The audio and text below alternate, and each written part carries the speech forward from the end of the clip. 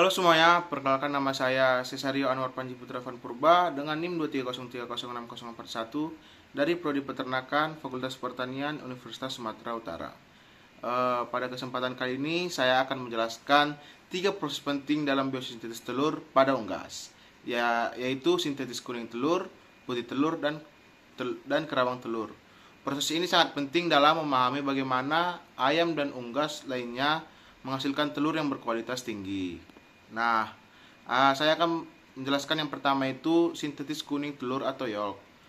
Kuning telur adalah komponen utama dalam telur yang kaya akan nutrisi. Kuning telur mengandung sekitar 50% air, sedangkan sisanya adalah padatan yang terdiri dari protein dan lipid dengan perbandingan sekitar 1:2. Komponen utama kuning telur itu meliputi yang pertama itu fosfin yang berperan dalam pengikatan mineral penting seperti kalsium dan besi. Dan yang kedua itu lipofetelin, yaitu jenis protein yang berlemak dengan densitas tinggi. Yang ketiga itu lipoprotein yang berfungsi sebagai sumber energi untuk embrio. Proses pembentukan kuning telur atau fitogenesis terjadi di hati dan dikendalikan oleh hormon-hormon gonadotropin dan steroid. Pada ayam, hormon follicle stimulating hormon itu atau FSH berperan penting dalam merangsang perkembangan folikel pada ovarium.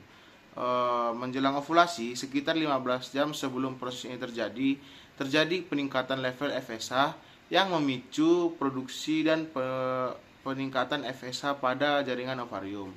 Nah, selama fitogenesis, hati memproduksi lipoprotein yang kaya akan fosfin dan lipofetelin.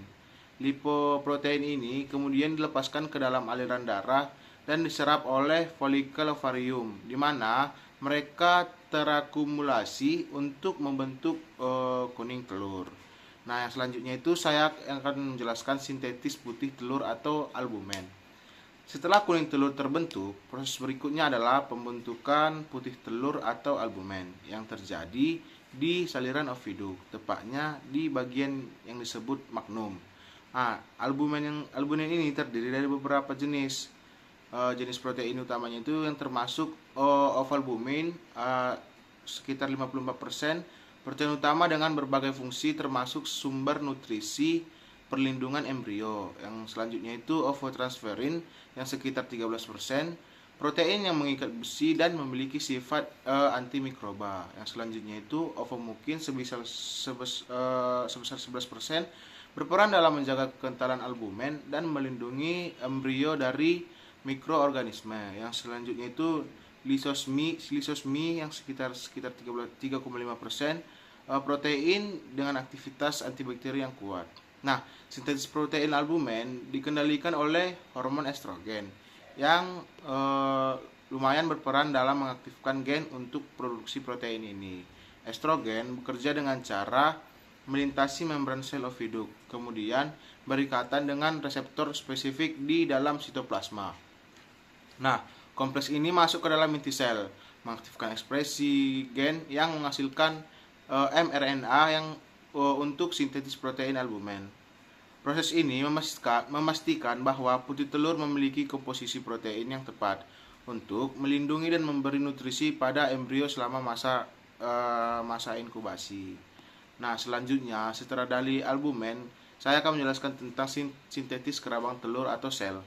Setelah albumen terbentuk, telur bergerak maju menuju kelenjar kerabang atau sel gland, tempat di mana kerabang dibentuk.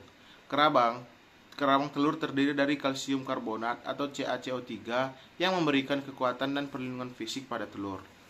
Nah, proses pembentukan kerabang ini sangat bergantung pada kalsium yang diangkut dari darah ke kelenjar kerabang melalui protein pengikat kalsium atau kalsium binding. Sintetis CABP dikendalikan oleh vitamin D3 dalam bentuk aktifnya 1,25 vitamin D3 yang diproduksi di ginjal. Hormon-hormon seperti estrogen dan progesteron juga berperan penting dalam mengatur sintetis CABP dan memastikan pasokan kalsium yang cukup selama pembentukan kerabang. Tanpa jumlah kalsium yang cukup, kerabang yang dihasilkan akan tipis dan rapuh, sehingga meningkatkan risiko pecah selama inkubasi. Tetapi, kerabang telur tidak hanya berfungsi sebagai pelindung fisik, tetapi juga sebagai pengatur pertukaran gas dan kelembapan yang sangat penting untuk perkembangan embrio di dalamnya.